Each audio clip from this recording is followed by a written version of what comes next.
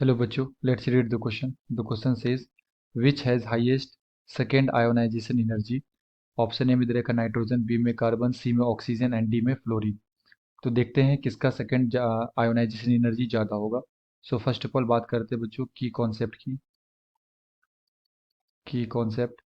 तो क्वेश्चन आया बच्चों आयोनाइजेशन एनर्जी से। Ionisation energy and ionisation energy क्या होता है? लाइक हमारे पास कोई भी गैसियस एटम हो तो इसके आउटर मोस्ट सेल से इलेक्ट्रॉन को रिमूव करने के लिए जो भी हमें एनर्जी देना पड़ता है उसे क्या बोलते हैं? Ionisation energy. तो जैसे अगर एक इलेक्ट्रॉन रिमूव हुआ है आउटर मोस्ट सेल से तो इसमें जो एनर्जी देना पड़ेगा उसे क्या बोलेंगे? IE1। और अगेन अगर हमारे पास लाइक M+ गैसियस है और एक इलेक्ट्रॉन हम लोग और रिमूव कर दे इसमें से तो ये हो जाएगा M2+ गैसियस साथ में इलेक्ट्रॉन। तो इसके लिए जो एनर्जी कहलाएगा ये क्या कहलाएगा? IE2, ionisation energy 2। ठीक है, सेकेंड आयोनाइजेशन एनर्जी। तो हमें सेकेंड आयोनाइजेशन एनर्जी यहाँ पे कंपेयर करना है। हमारे पास ऑप्शन ए में दे रखा है नाइट्रोजन। तो नाइट्रोजन का सबसे पहले हम लोग क्या करें? कॉन्फ़िगरेशन लिख लें। इसका एटॉमिक नंबर 7 होता है तो कॉन्फ़िगरेशन आएगा 1s2 2s2 2p3, यानी कि इसके p ऑर्बिटल में 3 इलेक्ट्रॉन प्रेजेंट है।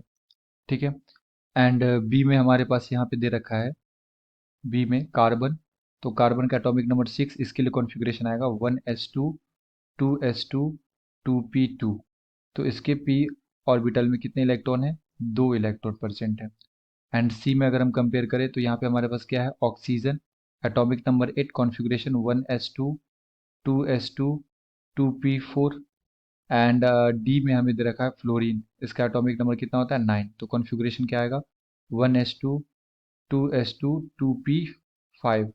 तो इसके p ऑर्बिटल में 5 इलेक्ट्रॉन प्रेजेंट है, 3 4 5।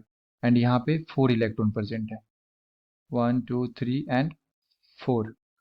तो हमें क्या चेक करना है? Second ionization energy. तो जैसे हम लोग यहाँ से एक इलेक्ट्रॉन को रिमूव करेंगे तो जो नाइट्रोजन का p सब सेल में इलेक्ट्रॉन आएगा ये कितना हो जाएगा? P2 कॉन्फ़िगरेशन हो जाएगा। यानी कि अभी ये हाफ फील्ड है एंड इलेक्ट्रॉन को रिमूव करने के बाद ये आ जाएगा हमारा पार्शली फील्ड कॉन्फ़िगरेशन।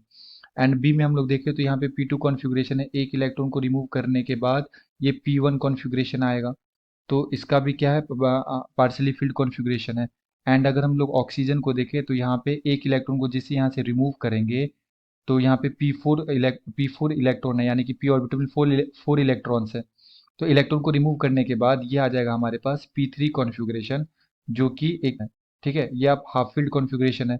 तो हाफ फील्ड कॉन्फ़िगरेशन से इलेक्ट्रॉन को रिमूव करने के लिए हमें ज़्यादा एनर्जी देना पड़ता है। तो जैसे अब हम लोग यहाँ से सेकेंड इलेक्ट्रॉन को रिमूव करेंगे तो इसके लिए ज़्यादा एनर्जी हमें देना पड़ेगा।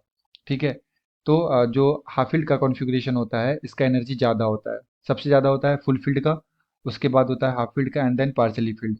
तो जो सेकेंड आयोनाइजेशन एनर्जी है ये किसका ज़्यादा हो जाएगा? ऑक्सीजन का ज़्यादा हो जाएगा। ठीक है, so the appropriate answer is option number C.